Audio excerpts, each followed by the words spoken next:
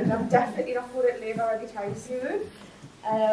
We are the South Tyneside project, and I'm here with the 3 training providers that were involved in the project. There is Autism Enable, Sarah from Autism Enable. So Autism Enable are the only provider within South Tyneside that have a specific focus on learners with autism spectrum condition, and there's a key focus within Autism Enable of moving those learners through training but then into employment, and just so they've got that kind of sustainable path for their futures. I've got Jan with us from Sunderland Home Care. Sunderland Home Care are a training provider within a larger company who deliver training to and health and social care for people, independent living, that type of thing.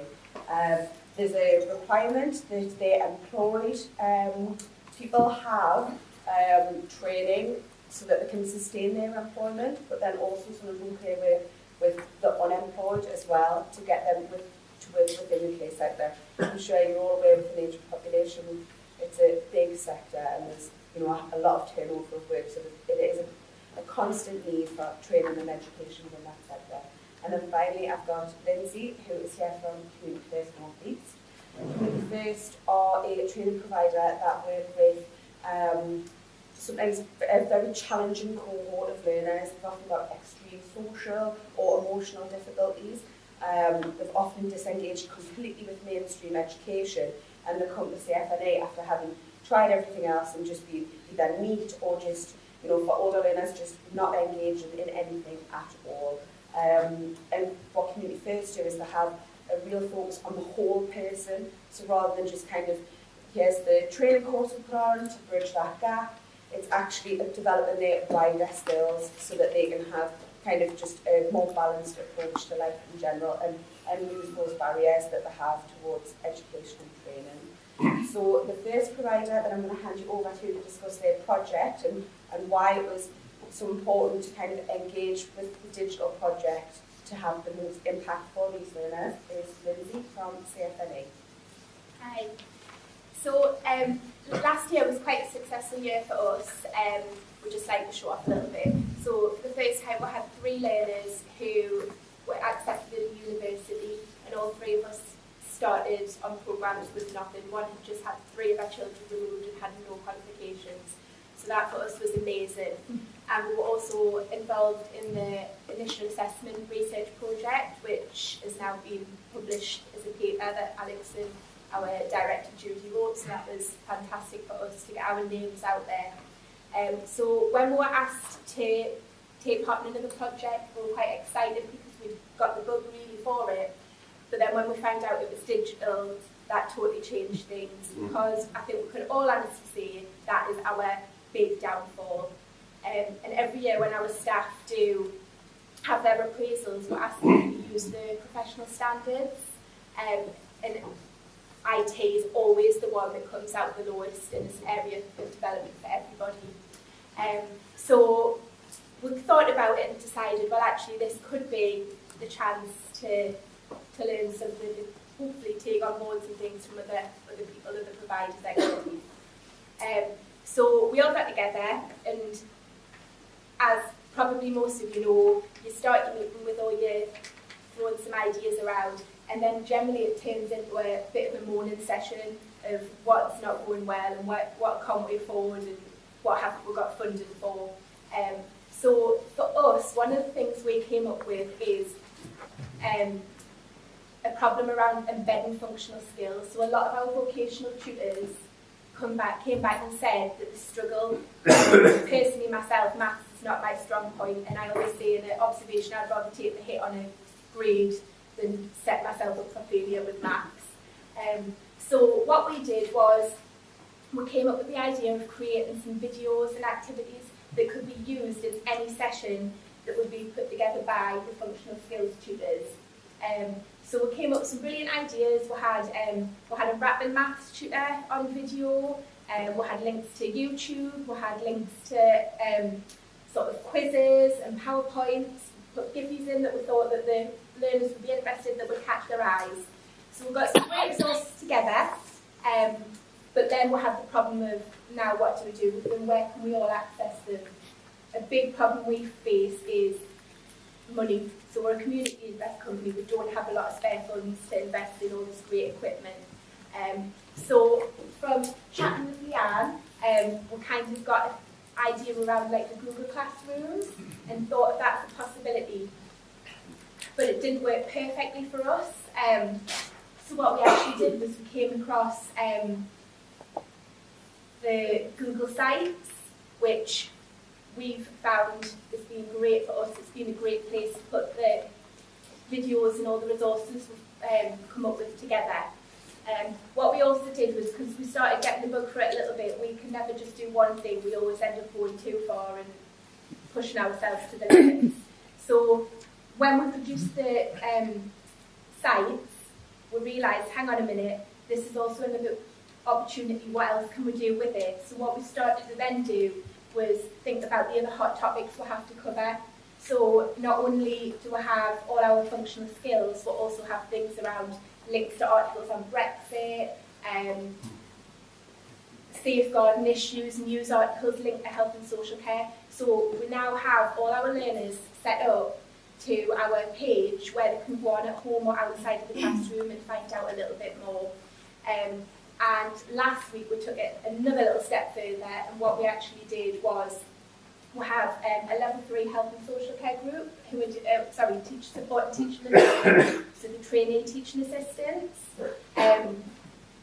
The 3 girls who went to uni last year, one of the things they came back and said to us was they struggled because they had to submit work through like a Moodle type platform and they'd never experienced it before, which is why we've trialled this with the group.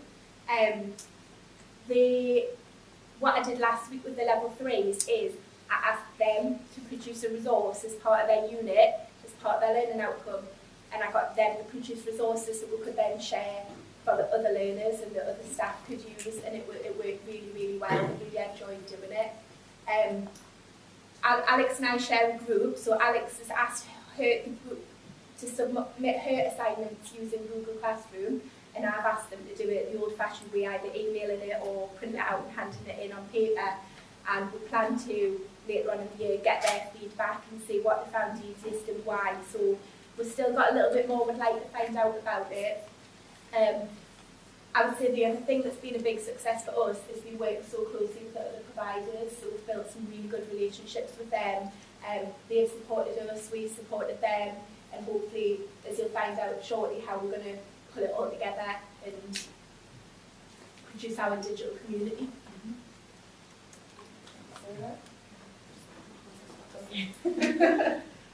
Right, so I'm from Autism Able, and we work with young adults from age 16 plus as education, social and employment opportunities.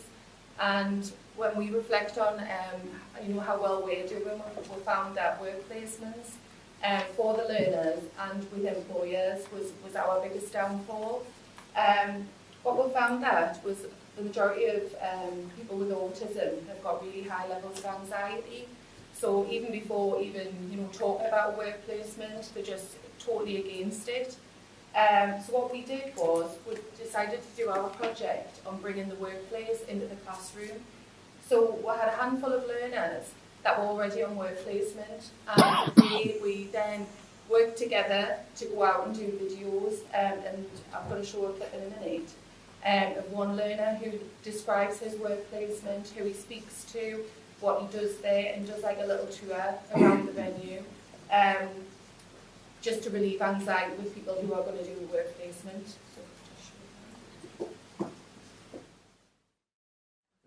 Something I should have mentioned actually at the very beginning was that what we're presenting on is a Google site. So it shows exactly what the type of platform that the learners will be seeing as their kind of online learning resource. So for CFLA, that means they can go on there and access the English, the maths, but also those hot topic themes, health and safety, your safeguarding, your British values, which is where the Brexit conversation came in. I work for South Tyneside Council, so in a quality role, and I did a lesson observation where it was about British values, and then it was really nice within that, kind of wearing the two hats of this project and my normal role, to say, to the learners. It's on the Google site. Make sure you go on and have a look. There's some additional resources there, so that was really positive. Sun and Home Care, they've used Google Classroom as part of their project, so that's what is on the Google site, and they'll talk you through. And I would say feedback on observations has been higher for tutors. They've had better comments through observations from And it's not just my bias, I promise. And Alex has found that with her level 3 groups, the standard of work's been higher this year, so the assignments handed in because they've had access to their notes and things, the quality's been better. For the embedding of technology as well, I personally felt that you embed technology in some way so that you tick that box on your lesson observations, particularly young kids, because we've got more technology. I like put a slide on, it's pretty pointless. But now we can sit and say, right, check this out on the Google site for next lesson. I've put an article that's going to be the start and make sure you read it. You embed it in your technology more naturally. It doesn't feel so much like I need to mention technology, so I'll get a tick in that box. And when we were referring the learners to the Google site as well, it was nice to see that there's another link here that you can click on, and the learners were able to do that there and then within the lesson, because they've all got phones, they've all got digital access, so it was nice to see that instant engagement there and then. And our learners as well, we started doing the Google Classroom, never do homework ever. If you mention it, it's like fear, and now they've started engaging in extension activities and doing homework at home, which is amazing for us. So it's definitely a hit. And I think gathering the feedback from all of the learners that have engaged with the project, each and every, there's like a common theme throughout the feedback, which is that there's no intimidation involved, there's no fear involved, it's on your phone. They can lie in bed and do it, they can sit and watch the telly and do it in the adverts. No, it's not. Well, I don't think anyone watches the adverts now because fast forward them, but still, you get the drift. On the bus, on the way to Yes. I remember the household one. Yeah, they can do it there and then. You don't get the dog ate homework excuses. We've got the video open on I it. saw that is it the speaker? I'm not sure what's going on. Well, anyhow. How important is it for you as lots of small organisations, now the tech goes wrong and you're backing each other up on the Used to it. to have that community of practice of inquiry to be able to support? How did that matter to you that you work together in this way? But for us it's been fantastic because one of our areas of speciality is working with young mums, young parents, and one of the challenges we face is that they get care to learn funding, so childcare is paid for whilst they're in the classroom, but it doesn't cover them for work placements. So that's a big struggle we have with the call to out and experience the work environment.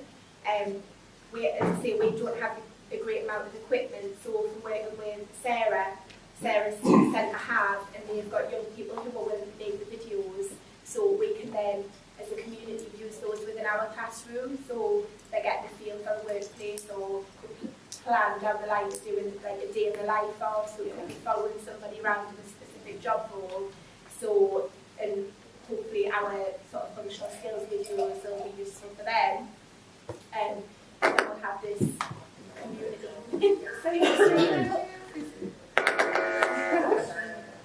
You plan down the line to work together, so this isn't the end of your work. No, not at all. And we'll kind of come on to that at the end, but it's very much been, it's that we're working together, and that's going to continue as well, and then hopefully bring more providers on board, because we've throughout have shared practice, and all credit to the providers, because just from off their own backs they've said actually I can do that, and actually have, and that's been kind of a continuous theme throughout.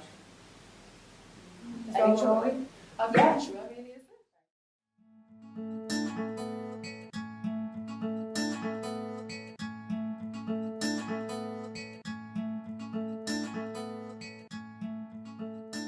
Welcome to the Customs House. This is the entrance where you come in. And Mitchell's the friendliest person I've ever met, who always welcomes us to my work placement. And this is where you go to collect your tickets and that.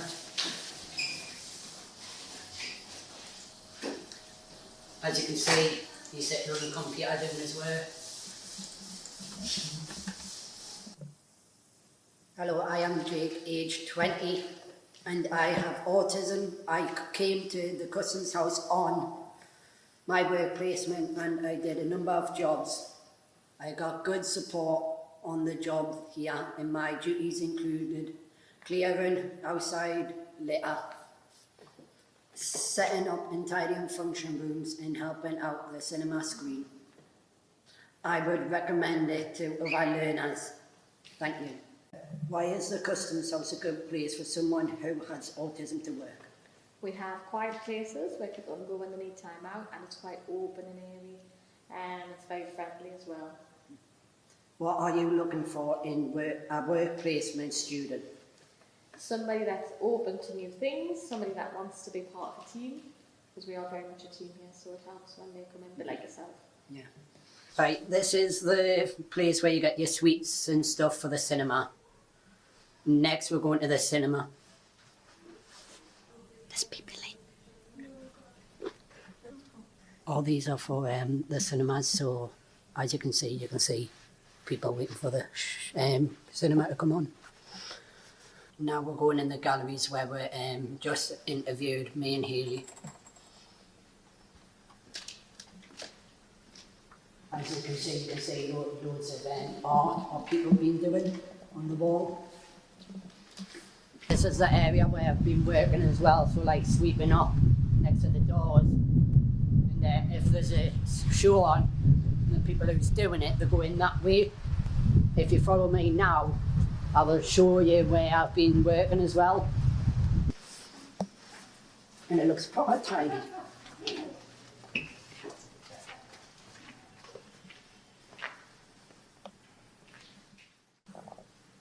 And this is the room what I set up for weddings, rehearsals,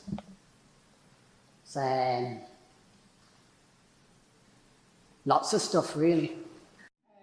Actually, this is one of our learners, this is what he's doing, and he can do that, so we've got more employers that are giving our learners a chance, which is great. And that was one of the challenges that we faced at the start, was employers engaging, that there would, it's just no, we won't have a learner come with us, and also our learners, taking part in the videos, but we did have a handful, and it had a really positive effect on everybody. We, I'm the Anna Home Care. We are slightly different to Sydney and Oxford because the majority of our learners are staff. So we are kind of told what our staff need to be trained in order for them to do the jobs and in order for us to maintain our contract outside of training, so we offer authority contracts. So one of the biggest challenges that we face is accessibility, because the majority of our staff don't have cars. They get the bus or they walk. So for them to have to come to a centre, for them it can be time consuming, it can be expensive, and it can be really difficult to manage around their borders. And the majority of our staff get one day off a week, might be only two.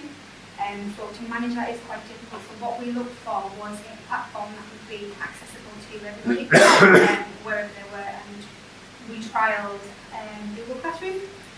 So at the start, we trialled safe handling medication, qualification of our staff. And as with anything, the biggest barrier for us was age, kind of younger ones who had tablets, who had phones. Brilliant, yeah, we'll get logged on, and we'll wait. The older staff were a little bit more kind of, don't want to do it, can't do it, don't want to do it, don't know how to do it.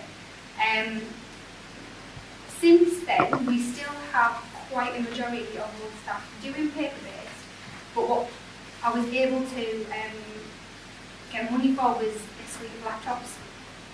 So I was allowed to buy 10 laptops. So in our training room now we have workshop days where these staff are able to come in and can use the laptops to access the Google Classroom with support there as well. So even though they're not doing it paper-based, they're still requiring support, but they're still getting on there and they're still doing it, and they're still submitting it via the Google Classroom platform. So in terms of accessibility to staff, it's brilliant because those that are able to get on with it and do it, great. Those who aren't, but want to give it a go, are able to do that as well, because we still have our paper-based learners as well.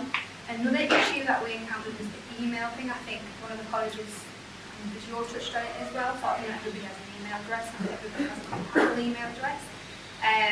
But it wasn't too difficult to get around, especially when we have our workshop sessions where we can do them on a laptop and say, well, come on, we'll talk about this, and Something else that we provide that isn't on there, or I will be getting ready to put on there, is our Google Guide. So when they come in for the sign-up sessions, everybody's given the Google Guide to take away with them so that they can sign up on home and don't necessarily have to give a call or get in touch if they're struggling with that. Obviously, if they are struggling the majority of the time, they'll come back down and say, yeah, I'm need help. So because of the success of that first pilot, we now have 7 qualifications all running on Google Classroom. So at the moment we've got like 75 learners or 75 staff members all using Google Classroom for different qualifications. We've even got as far as having our portfolios IQA'd using the Google Drive. What one of our tutors does is each learner has their own folder, so when they submit their work through Google Classroom, it's fed back on there, the learner gets their feedback, they put the actions in place, and then the unit's signed off. All that work is in a saved folder on Google Drive that our IQA then has access to, as well as the classroom itself, so she can go on and have a look at the feedback that was given and stuff like that. So, you know, for us personally, it works well for our employed staff. We also use it with our unemployed learners, but they are in a classroom-based session, so it's easier to manage. But again, not everybody uses it. Some people just want to put their own paper-based workbooks, which again is fine. But sort of in terms of printing and putting packs together, you know, it's a much more sort of economical, streamlined, easier way for us to do our business because we have quite big volumes. I think it's quite big volumes, it's probably not to a college, but to us it's big volumes. So it's easier to manage that and nothing gets lost, or very little gets lost in comparison with paper-based submission. So going forward, we're going to continue to use it. We also get our learner feedback on there as well. We use the Google Forms, that's on there, so we get our feedback that way as well. And we also have additional links throughout, sort of, I'm sure you've all seen Google Classroom, you've got your live feed that runs down the middle. So we have like extension activities, links to videos that relate to the subject that they're in. And obviously with the feed, anybody can ask a question at any time. Hopefully we'll get a response, and obviously the tutor will get that notification via email. So it's kind of a 24/7, if you like, platform that we use in order to always get a response, some form of communication or help. That's where we are with Google Classroom. For us, it works well. I think for us as a prime contractor, what's been so good about using it for a distance learning model is that it's challenging, you know, from a quality perspective, that you kind of your IV and all of that stuff can take place, and that it's robust. The beauty with Google Classrooms and Google Sites and Google Form, it's just it encompasses everything, and you get to see all of it, so we can have access to it if needs be. And you're confident that what the learners are accessing is just kind of the full picture. They're not in any way disserviced because they're not in the classroom, so to speak, in that traditional model. So the digital community. So I know we've already touched on it, but we had the technical glitch, which is really has been the biggest output for us. So we're all coordinating the group now, but relatively small training providers in comparison to your larger colleges.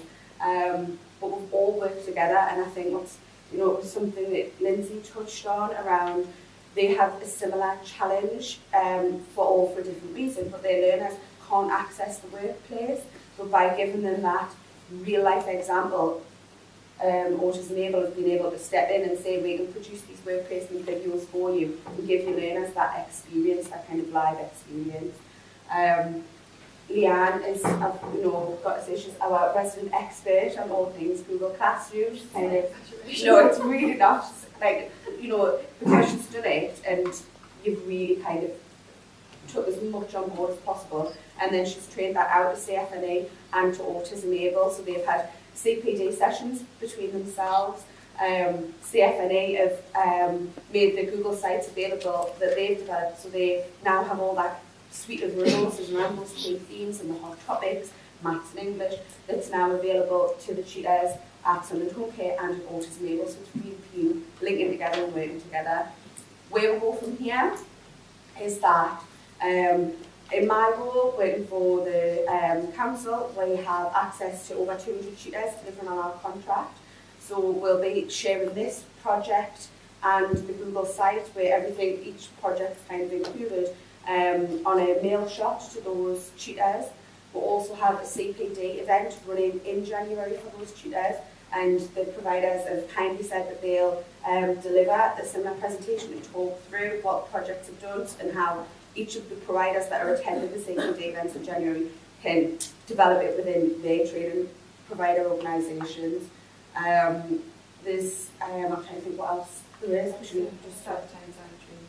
and we've got South Tyneside Training Provider Network meeting, which is kind of, it tends to be a lot of the training providers the South Tyneside Council works with, but then other training providers as well that don't necessarily contract with us. We're all going to go there on the 6th of February and do a presentation about the success of the project and how they can develop similar as well. And just to really, I think we've all seen the benefit of working together and bringing all that expertise in that we've developed personally. So to offer that out, there's bound to be so much more expertise out there that we can incorporate and kind of bring on board again. So that's all. From my perspective, I just want to say thank you to Peter, who's joined for today. He was the initial project coordinator. I've taken it over in the last few months because Peter's, on bigger and better things. And thank you to each of the providers because they've been just amazing and had really good successes and some challenging cohorts and really different cohorts, but all kind of took on a lot from it. And thank you to the project mentors as well. Has anyone got any questions? Hi, Leanne, you work with unemployed people. We do. So did your project help their employability skills? The digital employability skills using computers and what have you? From our point of view, when we have the unemployed classes running, we offer a guaranteed interview. So from our point of view, or from the company's point of view, we're not looking at their employability skills in terms of digitalness. We're looking at their employability skills in terms of working in the community with vulnerable people. So I can't say yes, because it's not something that I've focused on in terms of the unemployed staff and for unemployed learners.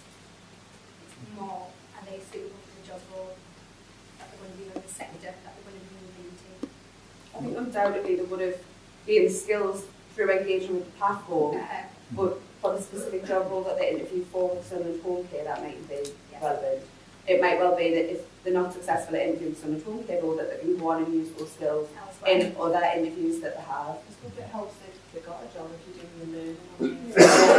Which they do. I mean, we have had learners come through the unemployed classes who have moved into employment in academic support and in care itself. So it doesn't set them sort of their expectations of what to expect once they're employed with us, because training just never, our staff are constantly training in something.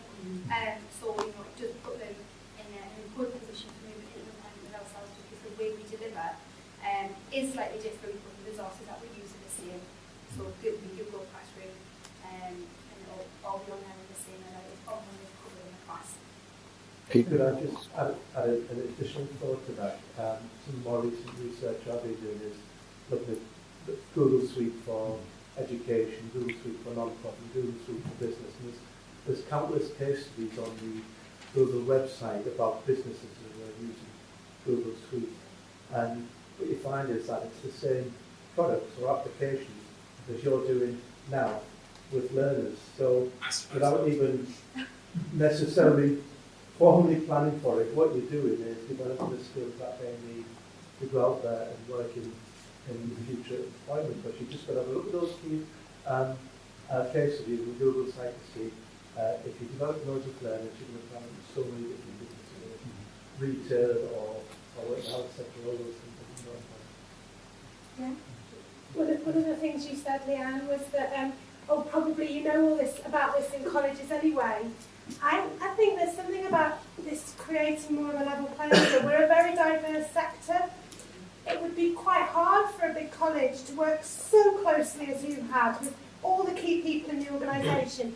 Big colleges, you've done great work too. I'm not trying to make one thing better than another, but celebrate the fact that You have all done this together. You've created a community. That's not easy. And actually, Google Classrooms, what you're doing is pretty cutting edge. I think you should be proud of it. And Peter's absolutely right. I couldn't do the job I do now without having shared documents together and having streams coming in and cameras. It would be impossible. So really hats off to you. And let's start to see our sector. It's diverse, but there's not betters and worse and more engaged and less. Digital's creating more of a platform where we can all be working towards those same ends. And we've all learned so much from you, whatever organisation we work in. So I really like the fact that you've got your learners telling the journey to the employers there. That's exactly what it should be about. So hats off, that's really great. I'll just send back to that as well. We tend to fund bigger colleges. We often get independent training providers coming in. We don't often get organisations like yourselves coming up with projects. And you said at the very beginning that you were quite apprehensive about it. You ticked every box. You've got the engagement, you've got the impact, you've got the evidence, and brilliant, really well done. Thank you.